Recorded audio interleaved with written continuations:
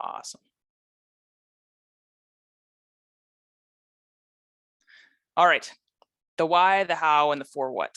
So why does this matter? Why is the 5 C's of bouncing back from injury or getting off the injury cycle? Why does that matter? It matters because everyone's going to go through them.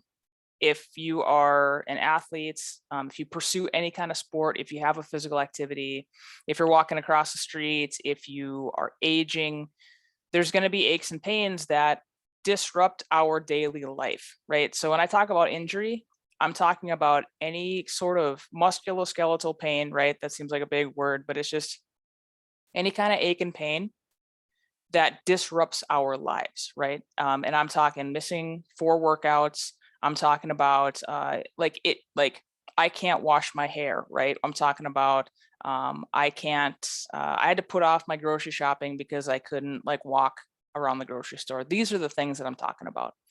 Um, how we're going to do that through this lecture, and then the for what. Um, Ideally, you're going to incorporate this into your own life, right? Like I'm a movement coach. I have my own practice. I work with athletes one-on-one um, all the time. Like that's what I do. I also want to empower everyone that I talk to. Knowledge and information should never be behind any kind of paywall. It should be applicable. I provide context to the things for the individuals, but this is something that I really want you to take. And if you can incorporate it into your life personally as an athlete, or if you're a coach, parent, if you have anybody, if you're have any kind of influence or in relationship with people who are going through something similar, I want you to have the verbiage, like the tools and the language to help them. So that is the for what. That's why it matters. That's why today matters a great deal. Here's today's outline.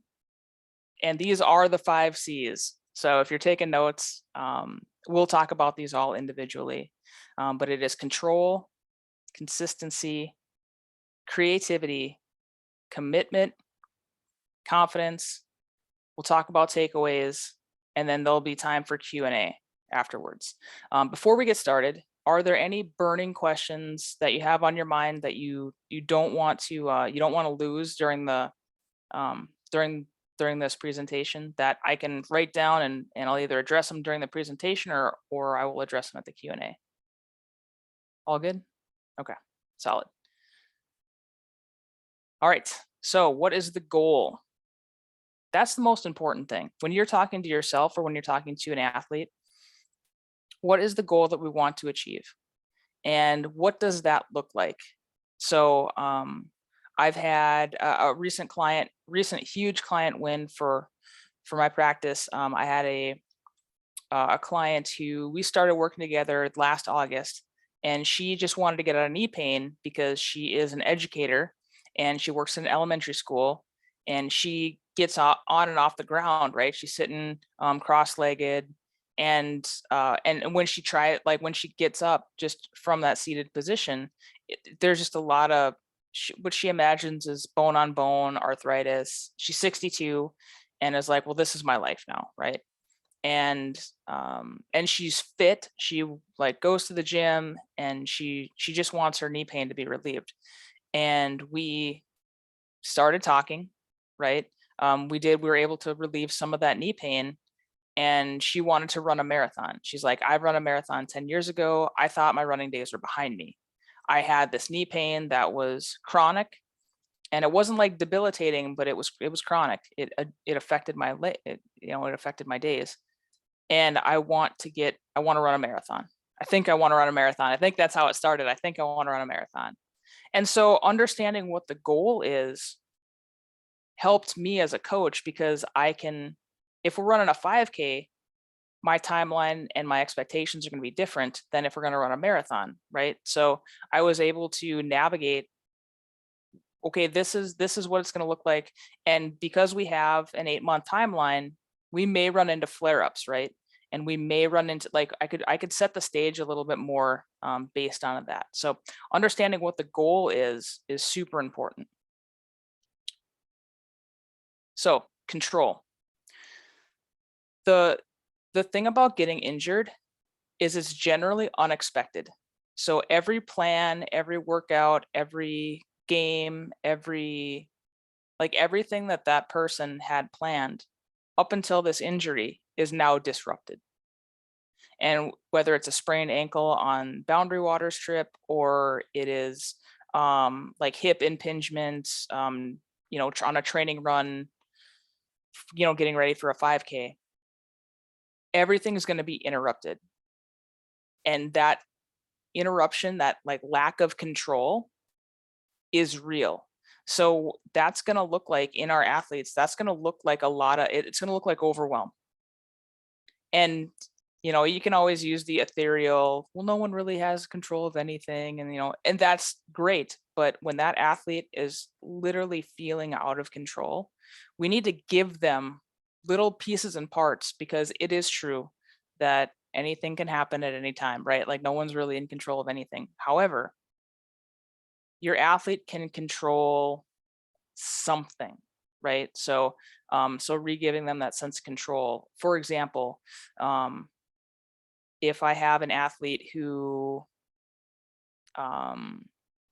like the impact of running is really difficult, I will say, okay, do we want to do the ski erg today, or do you want to go on the bike today? Right? They get to control. We're doing cardio. We're going to do sustain. Like I get to decide the overall goal, right? Okay, I want them to do low sustainable cardio.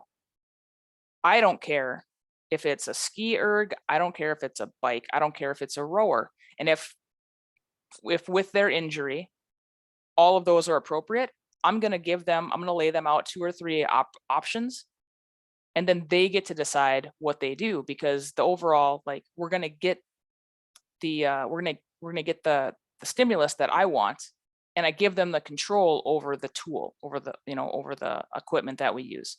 And just giving them those little things is so important, right? So, hey, we're going to be doing goblet squats. Do you want a med ball? Do you want a dumbbell? Right?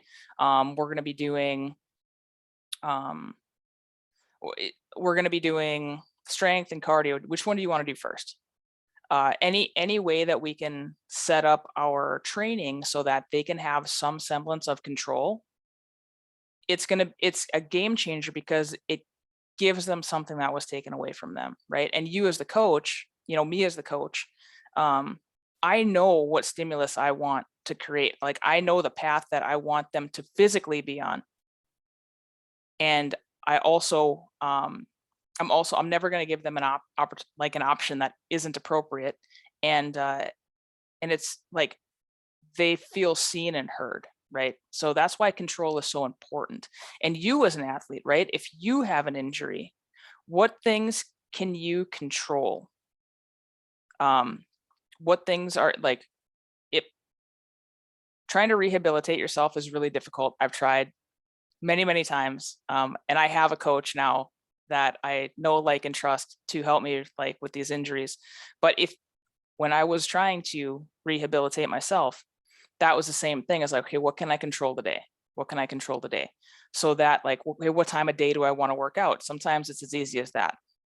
And the more control you can give back to your athlete or yourself, you're going to regain that sense of agency and independence, and you can move on to the next, right? Consistency, repeated effort over time. When it takes as long as it takes to rehab an injury, right? It takes a few weeks for a sprain. It takes a few months for a tear. It takes a few months for a break. You can look in a medical book and it'll tell you how long it takes a tibia to repair. It'll tell you how long it takes like a grade 1 ankle sprain. It's going to give you some time. It's going to give you time, right? We need to use that time, because that time is going to pass regardless. And with consistency, it's just those repeated efforts over time that is going to make the biggest change in returning to sport. So the thing about when you're injured is that you have nothing but time, right? And no one wants, like, every athlete who is injured wants time to pass. Okay, I want this to be 4 months from now when this is healed, right? Healing time isn't going to isn't going to heal to get back to sport. It's that repeated effort inside of that time, right?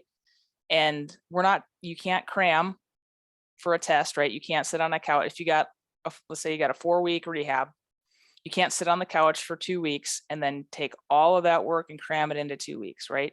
You have to, every day you have training, if it's 5 minutes, if it's 10 minutes, if it's 15, if it gradually increases, that repeated effort over time is what moves the needle. And laying that expectation out for your athlete, like, hey, okay, this is a grade 1 ankle sprain. It's going to take 4 weeks and you're going to be like, we're going to be back at it. Here's what needs to happen inside of those 4 weeks so that when 4 weeks comes, you're ready, right? You're not going to go from nothing. You're not going to go from 0 to 100. We're not going to go 3 weeks and 6 days with nothing. And then week 4, it's going to be like the magical ankle sprain fairy is going to come and sprinkle fairy dust on your ankle and you're going to be good to go. Really putting a lot of value and importance on the consistency, those repeated efforts over time. The next is creativity. So as a coach, it's important to remember that there are millions of ways to build a wall. It just needs to be straight and true. Same thing with your athletes. We are looking for, especially like during rehabilitation, during any kind of like corrective movements, we need to know what stimulus we want to create. And then we get super creative on how we do that, right? So allow yourself, free your mind a little bit. I know there's all kinds of books on strength training. There's all kinds of Instagram. Don't go crazy and like try to balance on 18 dumbbells stacked on top of each other, but be creative. Like try to, like, in your mind, sit and think about, okay, if I'm rehabbing I've got a softball catcher who like broke one of the bones in her wrists. How are we going to rehab that? Like, what does that look like? And it doesn't always have to look like weights, and it doesn't always have to look like bands, and it doesn't always have to look like cones.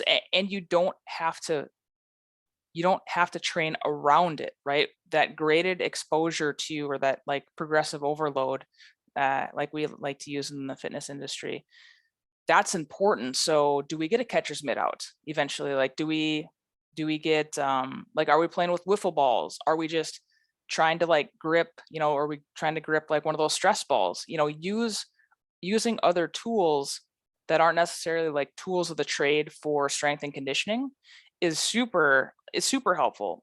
And if we can use tools of their sport in that corrective strength training, in that like recovery process, that's even better, right? If you have a volleyball player who tore ACL, even if we're just doing like, you're hopping on the bike, even if we're doing non-volleyball specific things, if you can train on the court, that's so huge, because it gets them in the space. Like, that is a sacred space. They get to belong there again. Just being super creative with our training moves mountains, because then it's not just like in the medical system, it's very easy to feel like you're just a number, right? Like, okay, I'm in ACL rehab protocol. It's just like you're on this conveyor belt and you're just, okay, this is day 18. On day 18, we do this. On day 19, we do this. If we're able to hear them, listen to them, and incorporate some creativity into their training, it's going to make it feel so much more custom. It's going to make it feel so much more like their own, right? And it's a lot easier to take ownership of something that you believe was made for you, right? If anybody has ever had their grandma, sew them up a quilt, that's their favorite quilt. It could be ugly as sin. That's, like, that's your favorite quilt because it's made for you, right? So same thing with training. You're going to have a lot more buy-in if your athlete feels like you thought outside the box because you specifically thought of them and their situation. All right, commitment, emotional buy-in. This one's real tricky. And this one, as coaches, this is I put a lot of onus on coaches for honing in on the idea on like commitment. Commitment's a feel. We can do things consistently and not be committed to them. We just, like, anybody who is like just show, like, you just show up and do the work, right? Like, so if anybody's like gone through a military school or like anything where it's like, I just have to go in, check the box, go in, check the box, right? If you're going in and checking the box on like this corrective training, and you don't have the commitment, the emotional buy-in that this training is actually going to work, you're going to have worse results. If you can identify the commitment, right? If you can create this emotional buy-in with your athlete, their rehabilitation is going to be exponentially greater than if they don't have any commitment at all. And commitment like relies on belief. And as a coach or a programmer, whatever name we call ourselves that like doles out these strength sessions or these training sessions for these athletes, it's very easy for us to feel like, well, if they're not committed to this program, then they're not committed to me. I can't tell you how many programs I've written for people that I've scrapped after day one because it wasn't the right fit. So it's a very like good to great coaches introduce the idea of commitment, and they're able to like introduce that elephant in the room if they don't feel that commitment, right? Because as coaches, it's really easy for us to take it personal. It's not about us, right? It's never about the coach. And it's also still our responsibility to make it better, right? It's not about me, but I need to do something, like I need to fix it, right? And I need to call attention to it too, because like an athlete will show up in body, right? But they might not show up in spirit. And if we feel that as a coach and we don't call attention to it, and with like non-judgmental, like, hey, how are you feeling about this? How are you feeling about training today? How are you feeling about this program in general? Like, how are you feeling outside of life? What happens is athletes don't want to offend the coach, right? They don't believe in it, but they also don't want to offend the coach. So they're not going to say, hey, I'm not really emotionally bought into this program.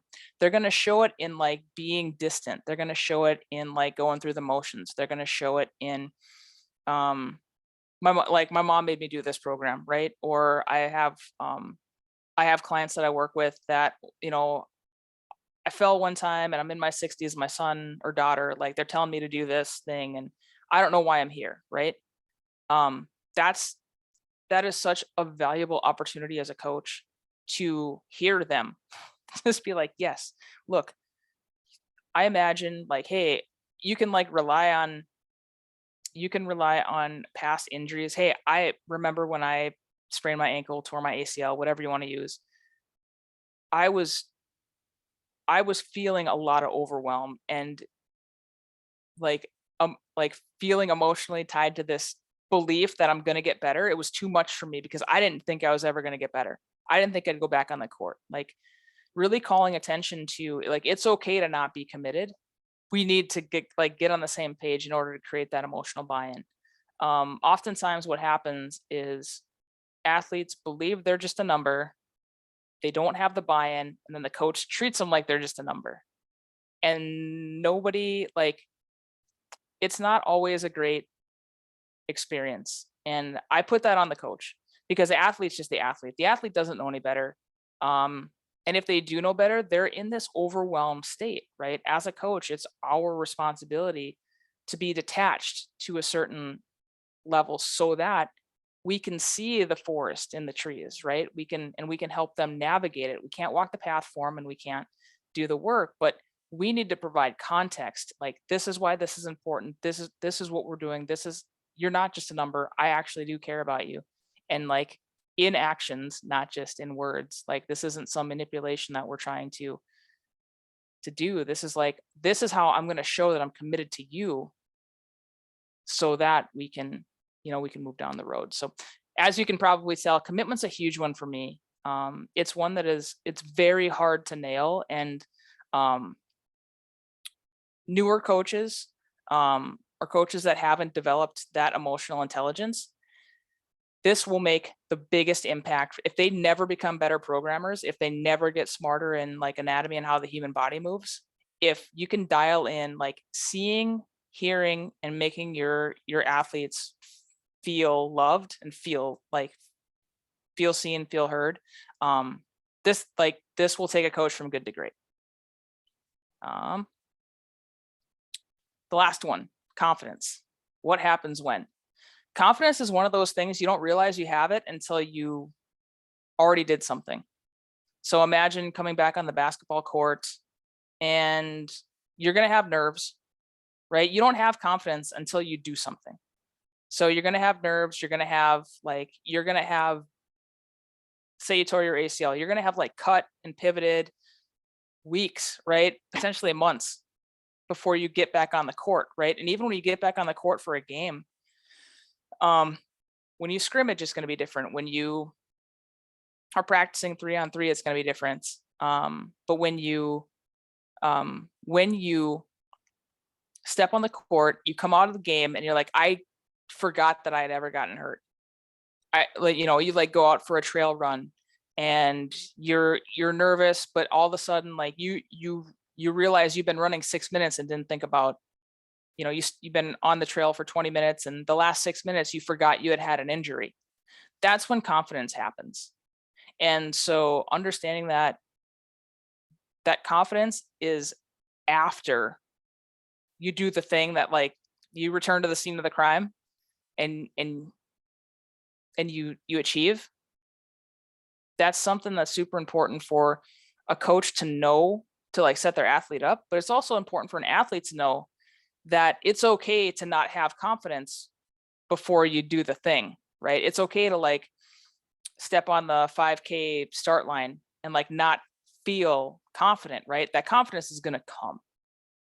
So that is the 5 C's. So key takeaways is provide like control early and often. As early as you can provide control for your athlete or for yourself, do that.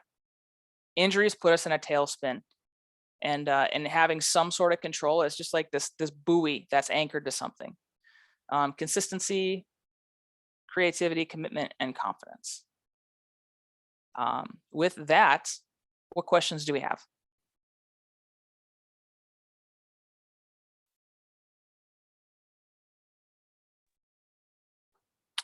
I know Lonnie had talked about having an injury. Yeah, so it's funny because talking these do remind me about all of this stuff. I think what really hit me was like the whole self-coaching yourself through things, and I think that's like so true. I mean, I have a coach that I'm working with to do a muscle up because I couldn't do it myself, and now I'm going through an injury and I'm sitting here coaching myself through it, knowing darn well, like maybe I'm not doing the right things, but I'm also humbled because the things that I used to like recover pretty quickly. So take a couple weeks, stretch, do all the right things. Well, this is like turning into a month. And although like I start feeling better, I do the slightest thing that I used to do, like CrossFit. I will do like squats, front squats or whatever, and with weights, and be like, whoa, that hurt me. And then I'm set back. Mm-hmm. So, I mean, I know some injuries take a long time. I am by no means have a background in any kind of like, I know my body, Mm-hmm. but maybe I don't know it as much as good as I think I should. So it's interesting to hear you repeat some of these things to me that you just kind of know either instinctively or heard it before, but go, nah, I'll be fine. It never hurts to get reminders. And if with your situation, I would highly encourage you to come to next week's program, because I'm going to take you through the exact assessment that I use with my clients to determine what the low hanging fruit is, to determine what what next steps would be. So like, what are things that I could I could work through to resolve injuries from a corrective strength training portion. So if you had that information for yourself, that's something that we could theoretically, like, you could take that to your coach, whether that's CrossFit or whatever, or we could work together and see what that would look like. Because oftentimes when you have like injuries that cycle back and come up, it's not what we think it is. So just as like a programming or a marketing tool for our next week's lunch and learn. Sounds great. What day is it? Do you know? Or It's what- same time, so same time, same channel. Next week, Monday at 11:30 Central Time. Okay. I will have it on. So generally, what I do is I'll take these recordings and I'll put them on YouTube also, so I can send the link to that if anybody can't quite make it. But I'm gonna walk through it myself. I'm gonna send out or have available the sheets that I use, so you can print it off and you can do your own assessment. Because when I do remote coaching, I got a video camera, and the athletes basically do their assessments with themselves, and a couple of the movements they get a super friend to help them. So Thank you. Very cool. cool. Are there any other questions? Yeah, Sarah, I saw that you were doing active life stuff, and I Yes. love that program. They're so good. And movement screen, Lonnie, you should definitely check it out. It's awesome. So helpful. Active training. I love what you said about creativity and commitment. And I think those are two things that for coaches usually come with the more experience they have. Because at first you're kind of afraid to stray from, the normal stuff that you see in a gym, and you don't really introduce that functional component, like that creativity, using more of like what they're going to do for their ADLs, their active daily lifestyle, or what they need to do to return to sport, like using the equipment that they would use in sport and things like that. Definitely comes with experience. As well with the commitment, as well, getting that emotional buy-in. I think that's a big thing that some of the newer coaches in the gym I work with don't really have as much from their clients as what some of the older coaches do. Because at first you're just trying to tell them what to do, get them to do it, have them finish on time, and have them get out so you can get your next client in, instead of like creating those relationships and conversations, just to make them feel more at ease and trust you a little bit more. And that's something really similar that we try to do with RWB, like create the relationships, get their commitment and buy-in, have them trust what we're trying to tell them that they should be doing, or help them accomplish their goals, have them trust us and believe in us that we can help them do that. So I really love this talk today. Thank you so much, Sarah. Absolutely. Yeah, it's one of those things that, especially like on Team Red, White, and Blue, right? If you're at a ruck event, right, you're going to be talking to people, and you're going to hear more about potential injuries and like ways to just slip in suggestions so that they have a better experience for that day. Just like no one's going to go to their doctor. No one's going to you're going to hear about injuries before the coach hears about injuries and before the doctor hears about injuries, because no one wants to go to the doctor and miss the gym, right? So just having that ear of you're building that relationship, and people just talk like, oh yeah, I screwed up my shoulder last weekend or whatever. And then that's just an opportunity to be like, cool, tell me more about that. Like, when does it hurt, whatever. And it's not to sell them on anything, except for selling them on, hey, maybe today we do something else, right? Like that's a sale, it's not a monetary transaction, but you're selling them on an idea of prioritizing their health for that moment, right? Like, okay, let's take it easy on this ruck so that next week you can crush it, right? And I think that's where the magic is in having this this way of looking at, because I mean, if somebody like has anything that's disappointing to them, right? Like somebody fails an evaluation or gets fired or whatever, like that's a super, like gets fired is kind of a dramatic example, but like anyone that has a disappointment, they're going to run this exact same loop too. So like find ways that they can get control back. Cool, you can control going to the gym, so like let's go to the gym, and like being creative and consistency. And this is a loop that you can absolutely run inside or outside of the gym. So we are, I believe, but up on time. We have a couple minutes. So if anybody has anything, I'm absolutely willing to stay on for additional questions, or I'm happy to call it, however you're feeling.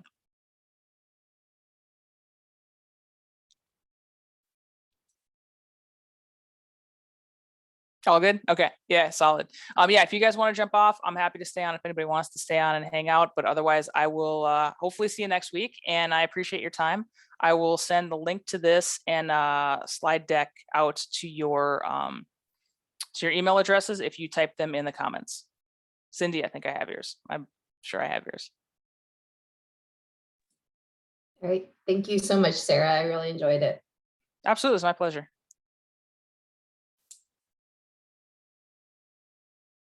Yeah, thank you, Sarah. I got you, Lonnie. Thank you. Talk to you soon. I will be in California next week, so I'm going to try to jump on because I'm traveling from one part of California to the other. So, okay. And if you would like to, I would be happy to run through a movement screening with you. Just we can jump on Zoom and kind of see what's going on. Because